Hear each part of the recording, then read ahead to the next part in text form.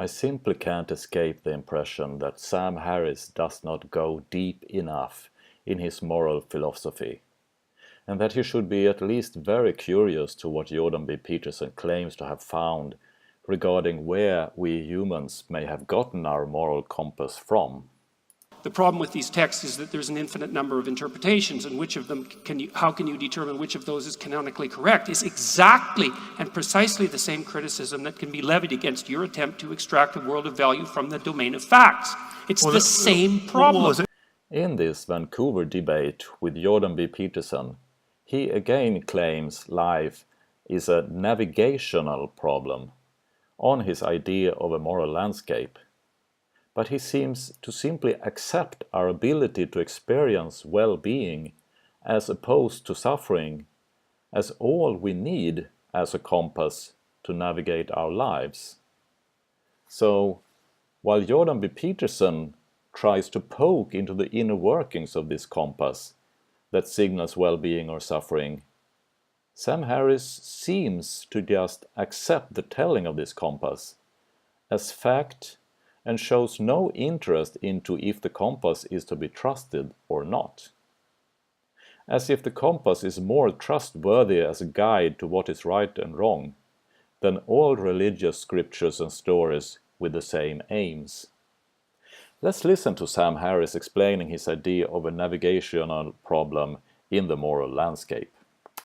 This is our starting point, all of us right now in the universe. The starting point is we are conscious, right? We have a circumstance that admits of qualitative experience. And again, this is true however we understand consciousness, whatever is actually happening. We could be living in a simulation, this could be a dream, you could be a brain in a vat. Consciousness could just be the product of neurochemistry, or we could have eternal souls running on somehow integrated with the brain. Whatever is true, something seems to be happening. And these seemings can be really, really bad or really, really good. We know each one of us in our lives have experienced this range of possibility. Not the existence, nor location or nature of our consciousness says anything about what compass we should trust to navigate through existence. Although I agree we must accept that something seems to be going on, we are conscious and can have good and bad experiences. Still, navigare necesse est, and your proposal on what to trust to navigate is just too arbitrary to me. And yes, there are caveats here. There are hard and painful experiences that have a silver lining, right? That give you some other capacity where you could say, well, that really sucked, but I'm a better person for it, right? And we can understand what it means to be a better person for it in terms, again, of this range of experience, which I'm calling, subsuming all of this, the positive end of this as well-being, which is to say that I'm a better person for it because now, having endured that ordeal, I am capable of much greater compassion, or I appreciate my life more. The cancer made me a better person. Now that I'm cured, I value each moment of life more than I ever did. All of these claims are intelligible within a context of an open-ended context of exploring this space of possible experience. So what I'm saying is forget about morality, forget about right and wrong and good and evil. What is undeniable is that what we have here is a navigation problem.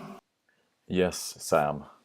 And all humans care about how to navigate in the best possible way. And it seems to me Jordan totally agree too. It is just that Jordan has been poking into the inner workings of this navigational problem and proposes that there are proposals in religious stories on navigation techniques that has actually worked in the past.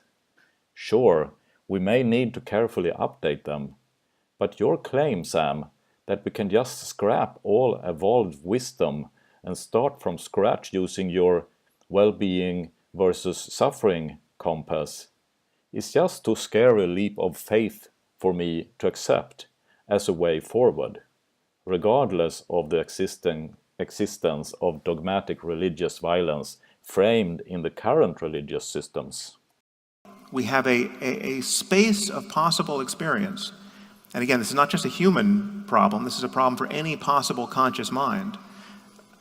We have a space, a possible experience in which we can navigate, and things can get excruciating and pointlessly horrible, where there are no silver linings, and this can happen individually in some episode of madness that never ends. If there really is a Christian hell to go to, well, then it's going to happen to me after I die, right? Given what I've said on this stage.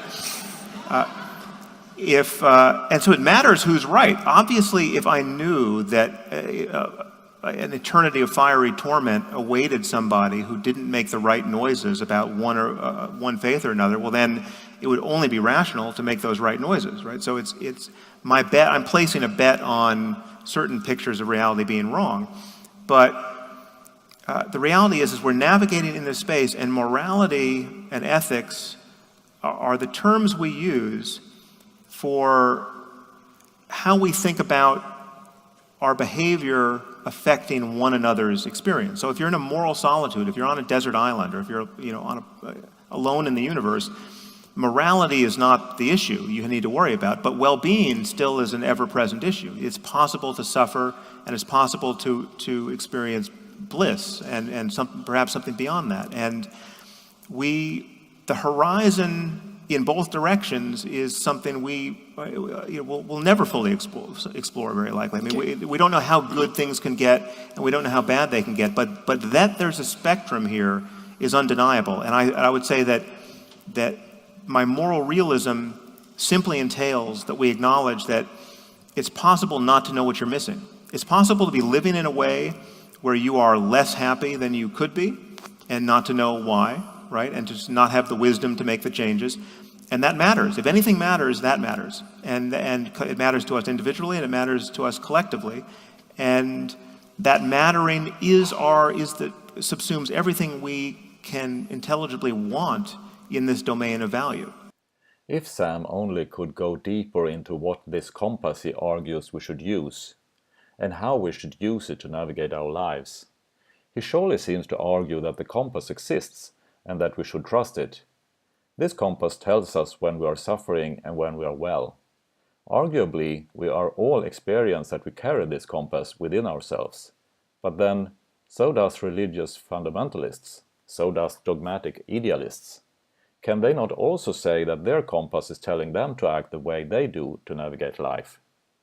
It seems Sam is not addressing the fact that when humans act in concert, things emerge. And in addition, we also need to navigate in the unknown, in chaos. So the moral landscape we are trying to navigate is not static.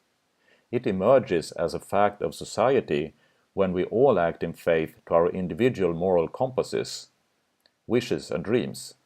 So something more than our individual moral compasses seems to be needed to keep us as a society to behave in a way so that the best of lives for us all emerge.